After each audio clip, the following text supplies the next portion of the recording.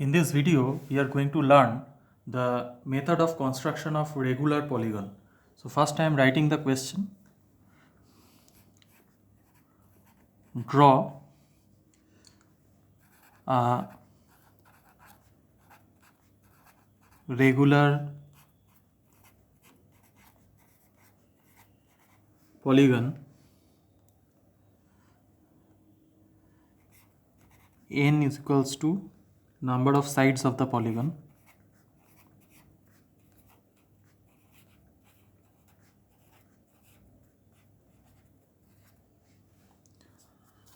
number of sides of the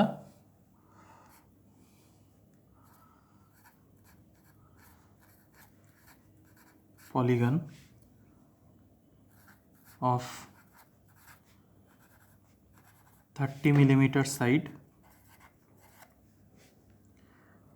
when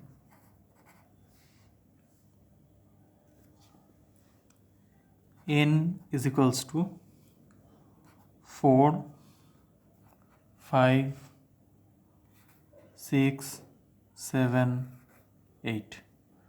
So basically you have to draw 5 regular polygons, one with 4 as the number of sides, another with 5 as the number of sides, another with 6 as the number of sides, then 7 as the number of sides and 8 as the number of sides on a common base of length 30 millimeter.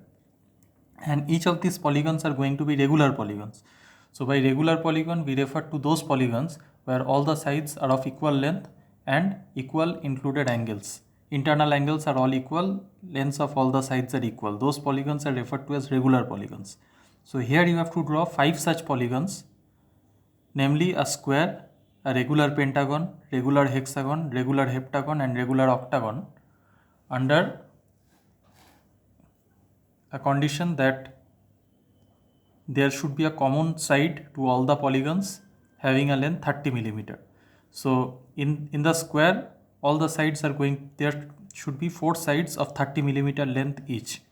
Then there should be a pentagon with 5 sides, each of which will be 30 millimeter in length.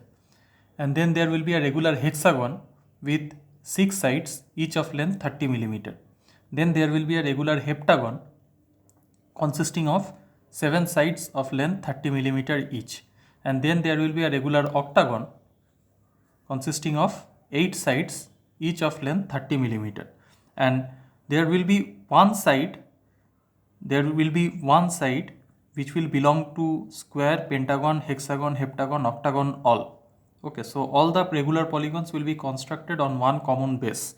So what is the construction technique? Let us see step by step. So let us go to the solution.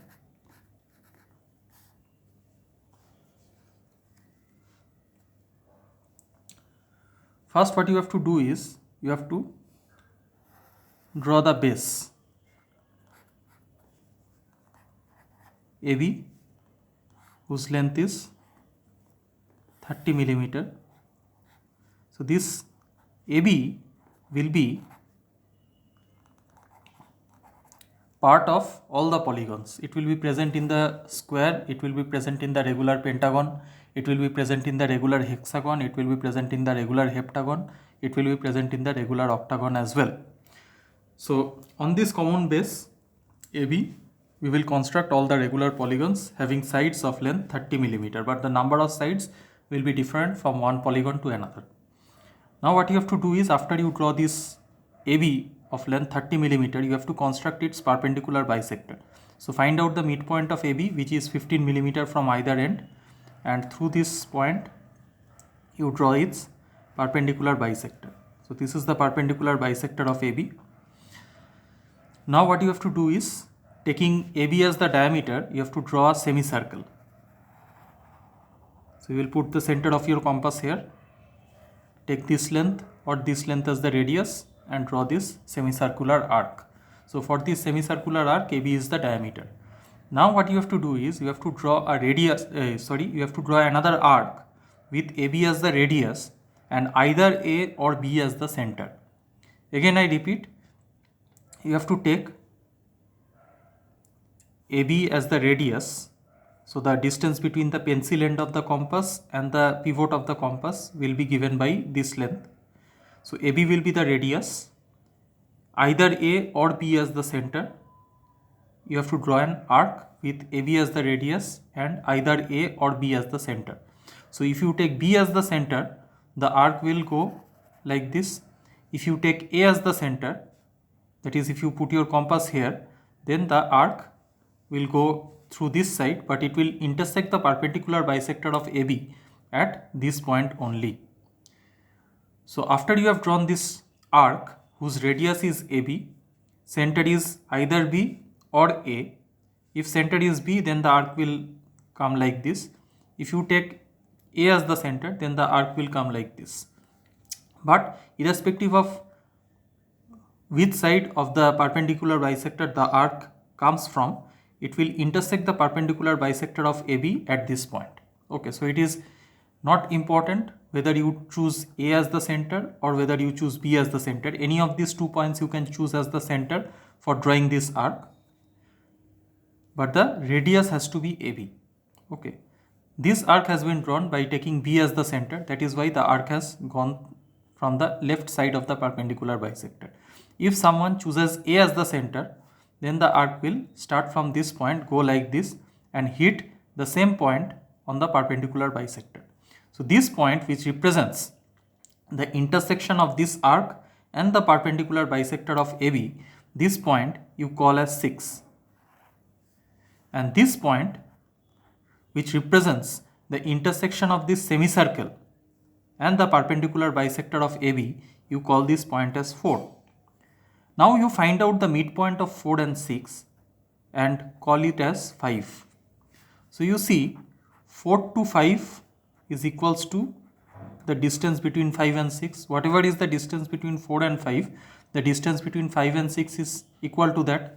So that distance, that is the distance between 4 and 5 or the distance between 5 and 6, you mark this distance once again on the other side of 6 and call this point as 7. And repeat this process once more and call this point as 8.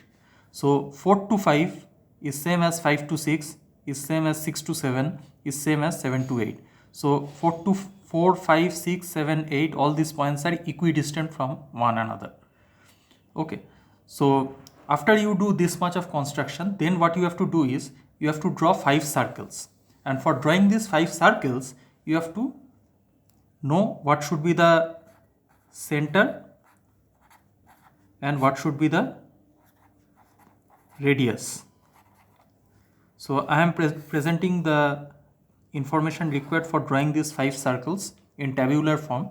For the first circle, the center will be the point 4 and the radius will be the distance between A and 4 or the distance between B and 4. These two are same distance. For the second circle, the center will be the point 5, that is this point will be the center. The radius will be the distance between A and 5 or the distance between point B and point 5. For the third circle, the center will be the point 6, so this will be the center for the third circle. The radius will be the distance between point A and point 6 or the distance between point B and point 6. For the fourth circle, the center will be point 7, that is this point.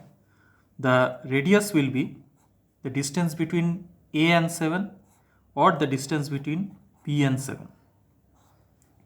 And for the last circle, the center will be point 8, the radius will be the distance between point A and point 8 or the distance between point B and point 8.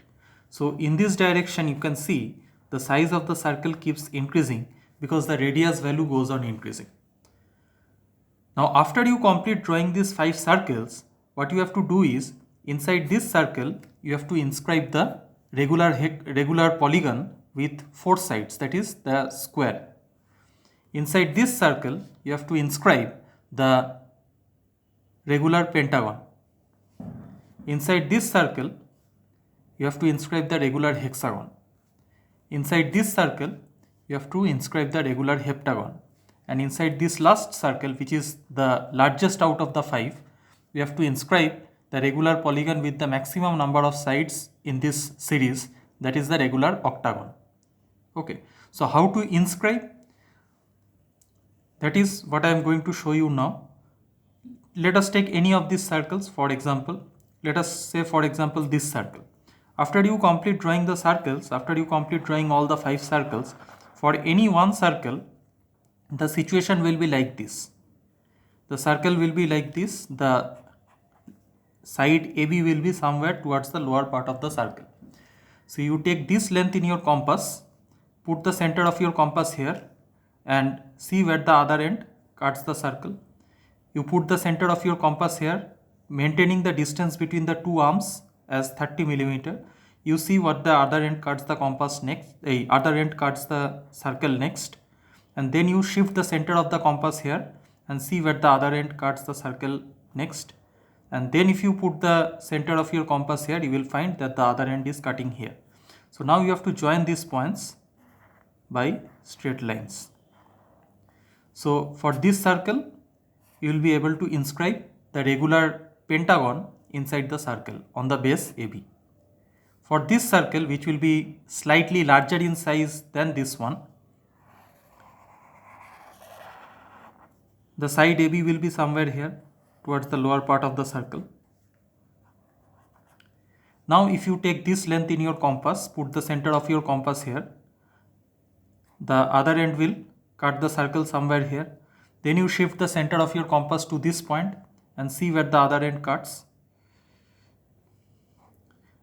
Then you shift the center of your compass here, see where the other end cuts. Shift the center of your compass here, see where the other end cuts. And finally you will find that if you shift the center of your compass here, the other end will cut the circle at this point. So now you will join these points to get the regular hexagon. Okay, so in this way, inside the respective circles, you can inscribe the corresponding regular polygons. So after you do all these things, your final drawing will appear like this. Your final drawing will appear like this.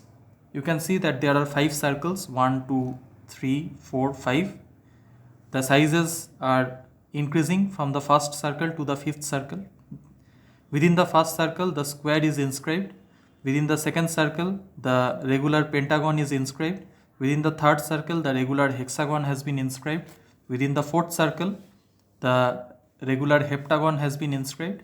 And within the 5th circle, which is the largest of the series, the regular octagon has been inscribed.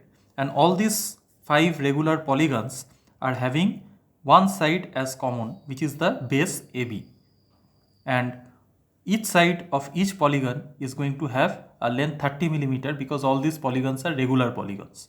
Okay, so before ending this video, I would like to repeat the steps which you are going to follow for execution of this drawing. Start with the base AB of length 30 millimeter. Find out its midpoint and through its midpoint draw the perpendicular bisector. Then using AB as the diameter, draw this semicircle. So this will be the center of the semicircle and this much or this much will be the radius of the semicircle. After that, using AB as the radius and B as the center, you draw this arc. This arc can also be drawn by taking A as the center, then the arc will come from this side. But if the arc comes from this side also, then also the arc will hit the perpendicular bisector of AB at this unique point. This point you call as 6, which represents the intersection of this arc with the perpendicular bisector of AB. That you call as 6. And the intersection of this semicircle and the perpendicular bisector of AB you call as 4. 5 is the midpoint of 4 and 6. So the distance between 4 and 5 is equal to the distance between 5 and 6. That distance you take twice on this side of 6 and call those 2 points as 7 and 8 respectively. Now what you have to do is you have to draw 5 circles for which the center and radius values are tabulated here. And after you complete drawing these 5 circles, within this circle you have to inscribe the regular polygon with 4 sides, that is the square. Inside this circle, you have to inscribe the regular polygon with 5 sides, that is the regular pentagon. Inside this circle, you have to inscribe the regular polygon with 6 sides, that is the regular hexagon. Inside this circle, you have to inscribe the regular polygon with 7 sides, that is the regular heptagon.